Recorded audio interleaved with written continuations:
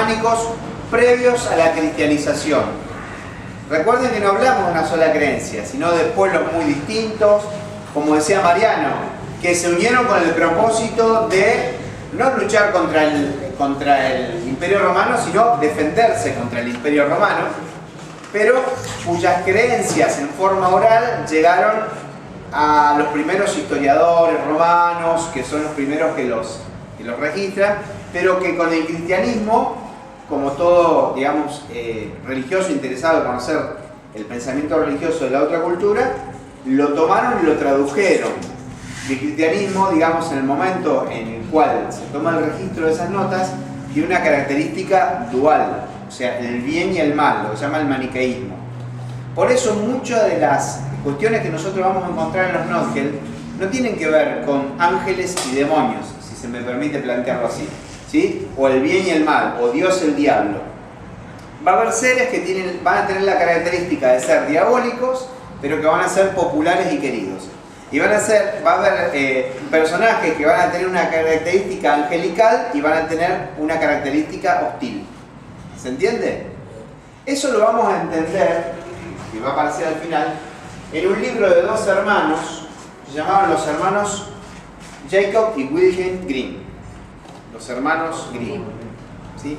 Esto no es una Biblia, son todos los cuentos de los hermanos Grimm, que curiosamente tienen dibujitos, como dicen.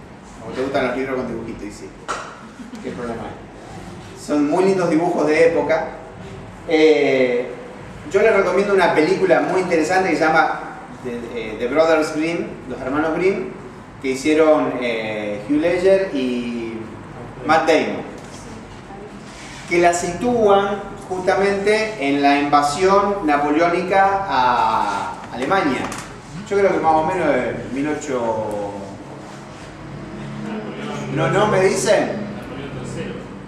Ese era Napoleón III. Bien. Bueno. ¿Vieron que necesitaban un profesor de historia? ¿Se dan cuenta?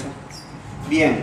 Los franceses invaden determinados pueblos alemanes y esos pueblos alemanes tienen el orgullo de tener sus propias tradiciones. Y son los bosques alemanes, las tradiciones alemanas, las que luchan contra el racionalismo francés, según lo plantea esa película.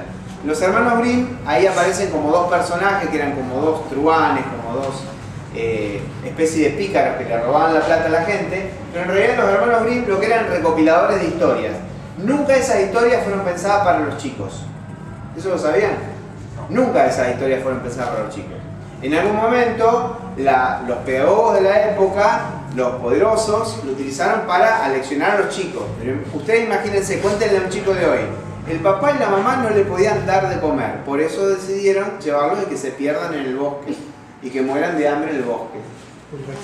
Qué lindo.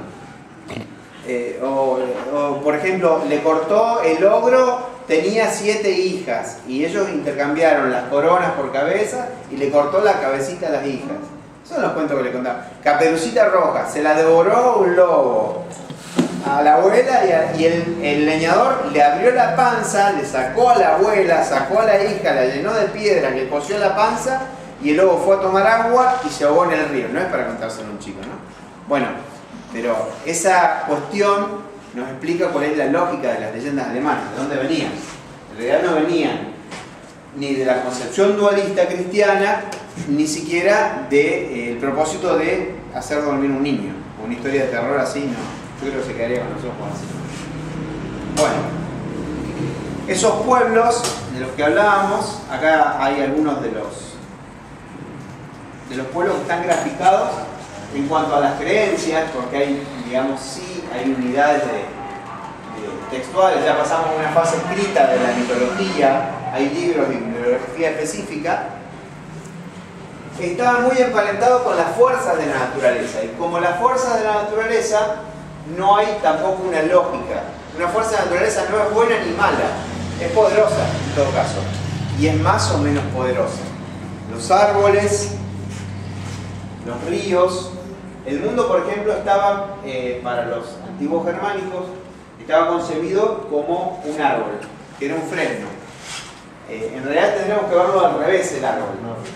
¿Sí? Porque las raíces no estaban en la tierra, sino que estaban en el cielo. Es mucho más lógico, ¿no? Si concebimos un árbol celestial, las raíces van a estar, el origen de ese árbol van a estar en el cielo, ¿no? Pero fíjense qué distancia hay de lo que uno podría tener como la explicación de una cosmogonía, un sistema de creencias, ¿no? Hay también una cuestión sobre la diferencia entre mitología y leyenda que nos llevaría a desviarnos de la charla. Yo quería que ustedes vean algunas imágenes. Odín, a propósito de las alas así en los cascos, ustedes saben que los vikingos utilizaban alas ni cuernos en los cascos, ¿no? ¿Sí? Que fue un invento de un escenógrafo de ópera del siglo XIX que decoró el casco de una de las valquirias para que cantara en la ópera de Wagner, y eso quedó como que los vikingos utilizaban. Por eso en la nueva serie Vikingos, que está en Netflix, no sé si la vieron, está muy buena, no aparecen cascos de...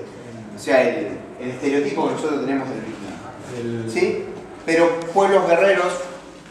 Sí, el tema de las plumas sí es por después se generalizó el tema de los cuernos, pero cuando invadían Inglaterra, los mismos monjes, cuando escribían, los dibujaban con cuernos diciendo que eran demonios.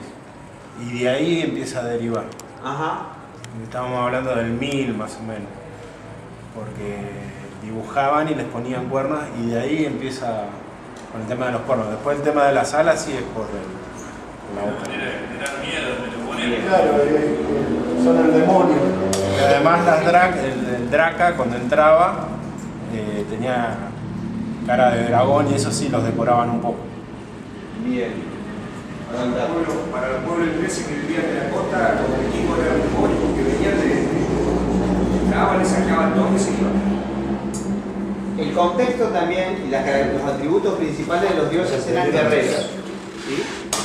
Por eso también el orgullo alemán. Y los Nordgel, en un contexto de guerra, van a querer recuperar lo que se llamó, todo pueblo tiene lo que llama su edad de oro.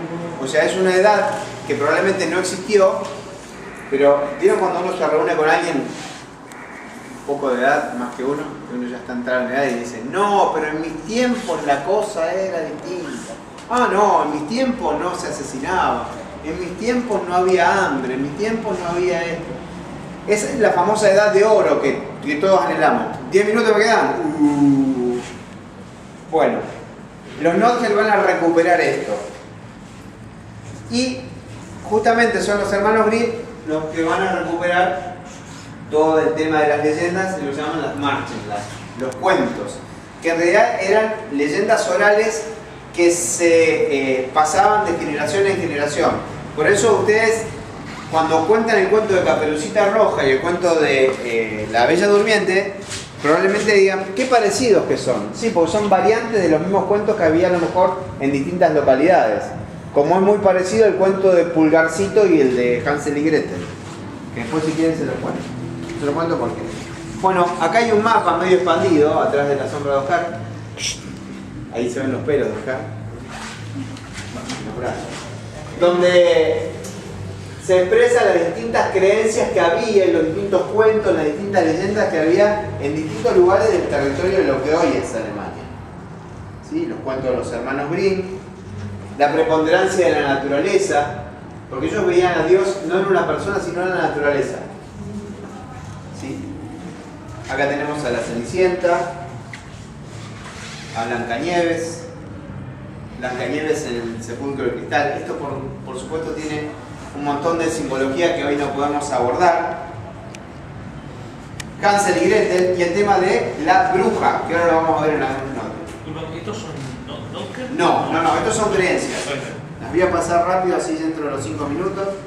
Cosa importante, te estoy cargando. En Alemania hubo quema de lo que llamaban las brujas, las Hexen, ¿sí? Que las hubo en toda Europa.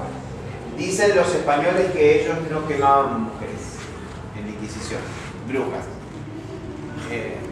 Eso salió a partir de que después de 500 años en un pueblo